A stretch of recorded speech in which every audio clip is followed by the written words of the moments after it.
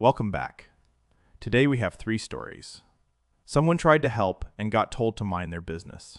Someone got cussed at over dinner and made the only reasonable choice. And someone found out their family had a secret they had been keeping for months. Let us get into it. He has been driving an 18-wheeler for over a decade. He knows the rules.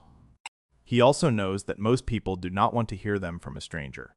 He was at a truck stop about 150 miles from his delivery, 30 miles from a way station. Another driver was fueling up nearby. Our guy noticed something wrong with the other truck almost immediately. Hazmat trailer. Placards everywhere. One sideways, two upside down, four more held on with duct tape. He knew what that meant. A inspection would not go well for this driver. So he walked over, kept it friendly, and told the guy his placards were mounted wrong. He even mentioned that he knew how the operated in that stretch of the state. Wanted to help him avoid a citation. The driver looked him over and asked how long he had been trucking. 10 years, he said. 2 years for me, the other driver replied, and I know better than you. He thanked him for the input and told him to run his own truck. So he did. He went inside, got something to eat, and let it go. No argument, no second warning. The man wanted to do things his way. Fine.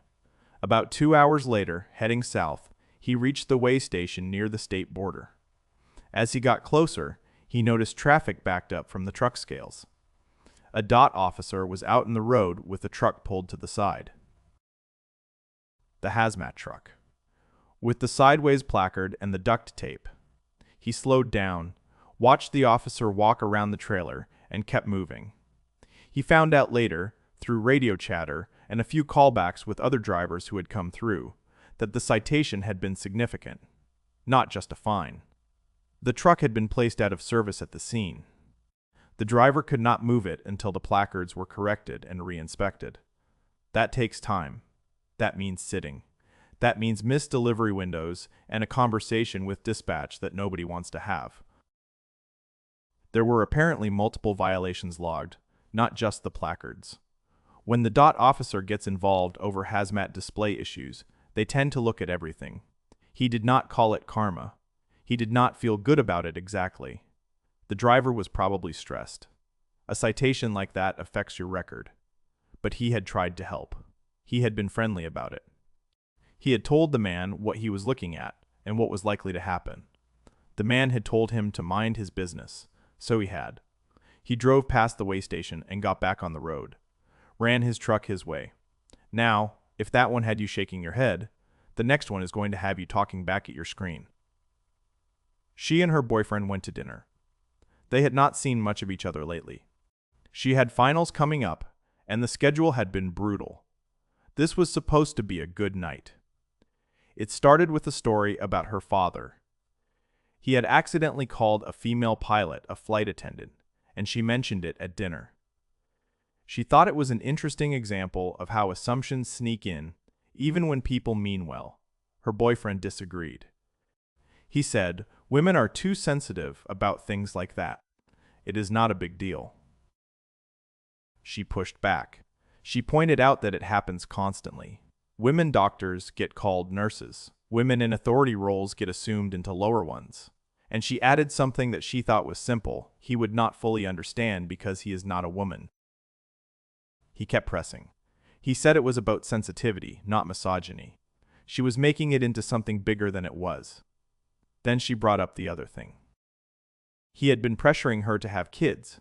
She still had over a year left in school. She had told him she wanted to be married first.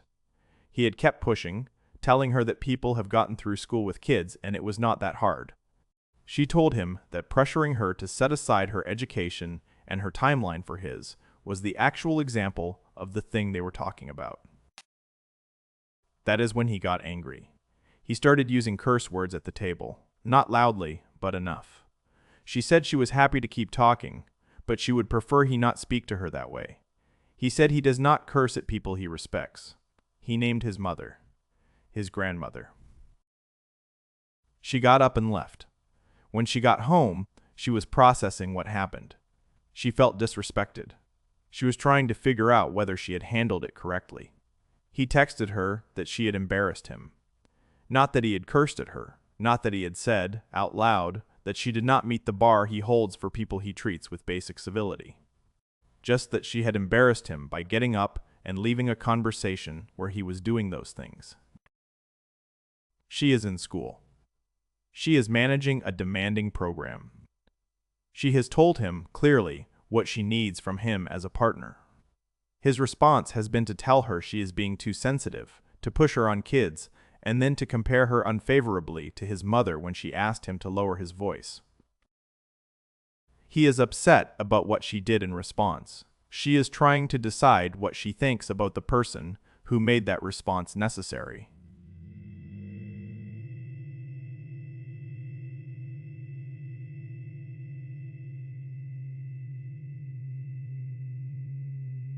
All right. Story 3. And this one has a lot of moving parts. She and Adam had been together for 10 years. They were planning a wedding, talking about kids, doing the thing you do when you have been with someone for a decade and you have decided they are your person. Her stepsister Betty was having a baby. The father, Betty said, was an ex-boyfriend who wanted nothing to do with the child. The family rallied around Betty. Her mother roped her into co-hosting the baby shower. She agreed. She spent weeks finding the right floral arrangements, coordinating with her other stepsister Claire on a jogging stroller that cost $800, trying to be supportive, trying to be the bigger person the way she always had been with Betty her whole life. Then Adam told her the truth. He was the father. He and Betty had been sleeping together for 3 months. He said Betty had taken advantage of him the first time. He did not have an explanation for the other times.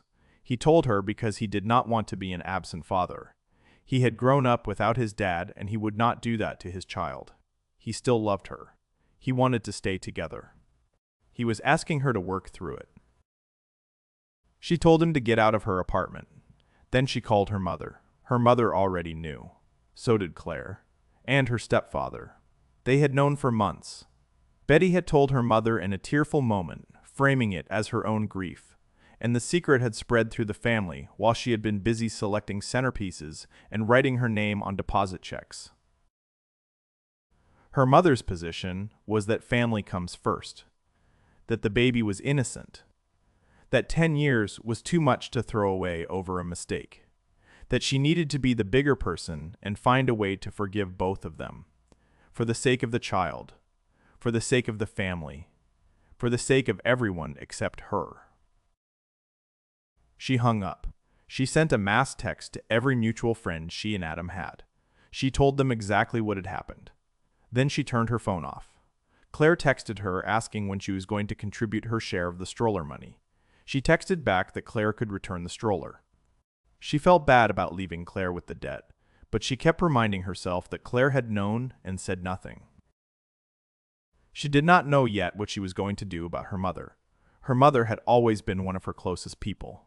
The only things that had ever bothered her about her mom were the way she always let Betty get away with things and the crappy knitting she gave as gifts. Now she could add this. Adam wanted to be a father. Betty wanted to be a family. Her mother wanted everyone to get along. Nobody had thought to ask her what she wanted. She had been the bigger person for 20 years. She was done. And that is 3. If any of these hit close to home, the comment section is open. Like and subscribe if you want more where that came from. We will see you next time.